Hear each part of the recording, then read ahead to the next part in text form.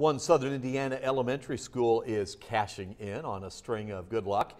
It's a saga that many of you watched on My Fox 10. A correct answer about the weather landed Shoals Elementary $10,000. And News 10's Eric Stidman found out where the money's going. At Shoals Elementary, it all started with a love of Legos and an email. For fifth grader Layla Sango, it was the Legos. It's called Robot League, and at first we go to Evansville to do a competition. And then these robots, they compete and they do all these really nifty things, and they move objects, they shoot objects over here, and they move on their own. For Principal Austin Malone, it was an email to the show, "Are you smarter than a fifth grader?" A teacher told Malone the show needed schools. So I emailed them that day thinking, no chance, it's not going to happen. But it did happen because the robot program piqued curiosity, and show producers said, "Yeah, we want you.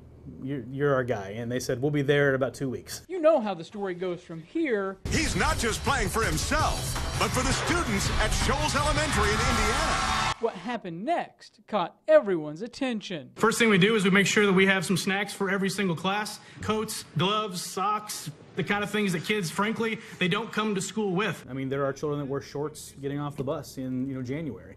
And we just can't have that. Which is why Malone plans to spend some of that 10 grand on clothes for his kids. At the bottom line, how is a child supposed to learn?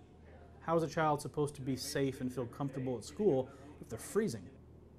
Or how do they even want to get on a bus if they know that they have to stand and wait for the bus freezing? Or have to stand and wait for the bus with, dirty clothes? And Layla says it's a good idea because she sees the need for some of her classmates. Some people come in the winter with sweaters on and jackets.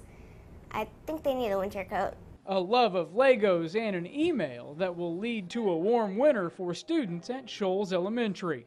In Shoals, I'm Eric Stidman, News 10.